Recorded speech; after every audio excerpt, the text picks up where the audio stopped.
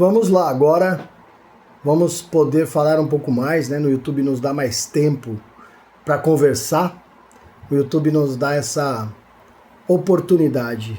E se Deus está entre nós, quem será contra nós? Vamos lá, pessoal. Quando o apóstolo Paulo fala que o templo de Deus somos nós e que o Espírito de Deus habita em nós, e se o templo de Deus está em nós, somos santos, há inúmeras interpretações e inúmeras citações na Bíblia em que Paulo fala isso, Mateus fala isso, o próprio Jesus fala isso, né? Não é à toa que João e Jesus já vieram tão próximos, né? E João, para quem não sabe, veio de um parto, de uma gravidez onde sua mãe era estéril, né? Então eram duas gravidezes que você fala assim, meu Deus, tanto a mãe de Jesus, Maria, quanto a mãe de João Batista eram estéreis, né? Uma era estéril, a outra foi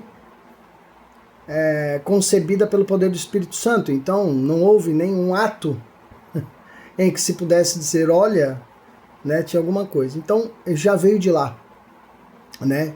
Já veio de lá o Espírito Santo habitando, movendo, transcendendo a naturalidade e mostrando que nós éramos escolhidos, que nós éramos amados, criados por Deus e que o próprio Deus veio aqui para cuidar de nós. Jesus Cristo preparou a cada um para cumprir a sua missão e ele mesmo cumpriu a dele como nosso Deus e deixou o nosso Espírito Santo. Quando ele diz que haverá momentos em que não me vereis, mas deixo com vocês o Espírito da verdade, né? O meu Espírito. E tá aí. São tantas e tantas citações, como eu disse, se você for ficar se apegando às citações e ligando uma da outra, você passa a sua vida inteira lendo a Bíblia, uma ligando a outra, com anos, séculos de diferença entre o Antigo Testamento e o Novo Testamento, e não vai parar nunca, e não vai chegar a uma conclusão lógica. A conclusão é que você vai cada dia mais querer mais e mais e mais saber, beber dessa água, a água da vida, né? Assim como Jesus fala para a mulher samaritana, que quem tomar dessa água nunca mais terá sede. E realmente, só que não é uma sede de necessidade. Porque você, pelo contrário, você quer mais. Você quer melhorar, você quer crescer como espírito, não como pessoa. E quando a gente entra nessa seara em que nós temos o Espírito habitando, que nós somos templos e somos santos, eu entro naquela passagem que Jesus fala, quando quiseres falar com meu Pai, vá para seu aposento, fecha a porta, apaga a tua luz e fala com teu Pai em secreto, porque Ele já sabe da tua demanda. Ele espera que você se ajoelhe, que você fale para Ele com todo o seu espírito, com fé, que como filho, né? Que Ele já sabe a sua demanda, Ele já espera. E aí Jesus ainda diz, e quando ajoelhardes no seu quarto em secreto, no escuro com teu Pai, ore assim, Pai nosso que estais no céu, santificado seja o teu nome, venha a nós o teu reino, seja feita a tua vontade, assim na terra como no céu. O pão nosso de cada dia nos dai hoje, perdoa as nossas ofensas, assim como nós perdoamos a quem nos tem ofendido, e não nos deixe cair em tentação, mas livra-nos do mal. Amém. Em alguns momentos você ouve, né, uma extensão dessa oração, sem contar o verdadeiro significado de amém. É forte, é pesado, né? Amém, ele tem... nós não podemos esquecer que as escrituras vêm lá de trás com várias traduções, né? E essas escrituras foram sendo interpretadas, né? Chegaram, como fizeram para chegar tão longe, se manter como se mantém hoje, com tanta importância e com tanto movimento na vida das pessoas. E eu, de novo, digo a vocês, eu vivi nessa busca desde os 6 anos de idade. Nós estamos chegando em 50 anos. Encontrei em vários rótulos, em várias igrejas, interpretações, e hoje vejo pessoas, amigos, vejo jovens não sabendo se portar e não encontrando o seu lugar por conta de pré-julgamentos, né? Sim, é uma geração frágil. Não dá para que nós contestemos isso. E a quem cabe fortalecer isso? Orientar, dar a luz, mostrar, entender quem eles são, o que eles farão, porque eles são o futuro da humanidade. Eles são o futuro da humanidade. Cabe a Deus, a Jesus e ao seu Espírito da verdade, o Espírito Santo. Mas eles precisam que nós mostremos a eles, a esses jovens, sem opressão, sem julgamento, sem cárcere, sem ritos, que eles são o templo de Deus. Se vão se corromper ou não, existe o livre-arbítrio. Aí é com eles. Existe uma escritura que vem fazendo a diferença na vida das pessoas há muito tempo, mesmo antes de Jesus nascer. As pessoas costumam contar, né? Nossa, fazem 2025 anos. Não, vem muito antes. Vem muito antes, vem muito antes. Deus já vem mudando a nossa história muito antes, dando oportunidades a nós. Eu digo que é incrível, né?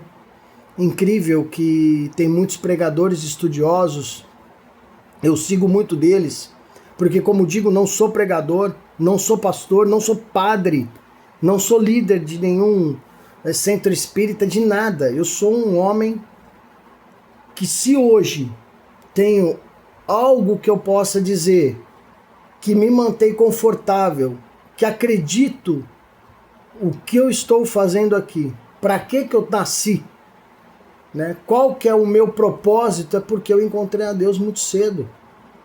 Eu, muito distante de me vitimizar de onde eu vim, por quem eu vim, o que eu vivi, eu fui lá e busquei a Deus. Isso lá no primeiro vídeo eu falo para vocês, né? Busquei a Deus como uma criança de 6 anos, com exemplos, ouvindo, vendo, prestando atenção, e depois que eu fui ocasionalmente ocorrendo fatos e mais fatos, mesmo quando criança, fui buscando quando aprendi a ler, quando aprendi a me inteirar, né? Naquela época era muito obrigatório que se fosse uma igreja católica. O movimento protestante, que se transformou aí nas igrejas evangélicas com várias nomenclaturas e com várias dissidências de interpretações, né, que estão aí fazendo o seu trabalho, assim como a igreja católica. Aí você tinha os centros espíritas e aí as dissidências afro, né, que vinham Umbanda, Candomblé, Quimbanda, e que as pessoas iam buscar. O que não se fazia é entender, olha só, deixa eu ler a Bíblia, e entender na Bíblia quem sou eu, até onde eu posso falar com Deus, até onde eu consigo extrair de Deus aquilo que Ele quer falar comigo. Eu posso? Eu não posso? Eu preciso de intermediário? Eu preciso de nomenclatura? Eu preciso de rótulo? Que às vezes até no mesmo status quo que eles falam, né? Olha, eu escuto muito assim, ó, o cara é crente. Tá bom. Crente de qual dissidência, de qual interpretação? Gente, as igrejas que saíram lá de Martinho Lutero e que vêm mudando e se criando artérias. A gente pode conversar com isso aqui com um pouco mais de profundidade, trazermos pessoas estudiosas para isso e mostrarem para vocês que sim, que é muito diferente. Na católica também. Nós vamos... aqui, ó, fácil. Vou usar dois exemplos. Você vai numa missa com um padre que ele é mais clássico, né, mais remanescente dos padres que mantém aquela postura de rito, né, e vai numa renovação carismática. É totalmente diferente, né? Você vai em vários... Eu, pelo menos, eu tenho amigos que eu amo demais, que vão em centros espíritas e cada um busca porque prefere a forma de enxergar, de reagir, de interagir, né? Se doam, buscam a palavra de Jesus da forma deles, né? Não é a forma que eu busco. Inteiramente eu busco a Deus, a Jesus, ao Espírito Santo na Bíblia, do jeitinho que eu estou falando aqui, tá? Eu busco um templo e esse templo eu encontro dentro do meu templo, né? E do meu santuário com o Espírito Santo.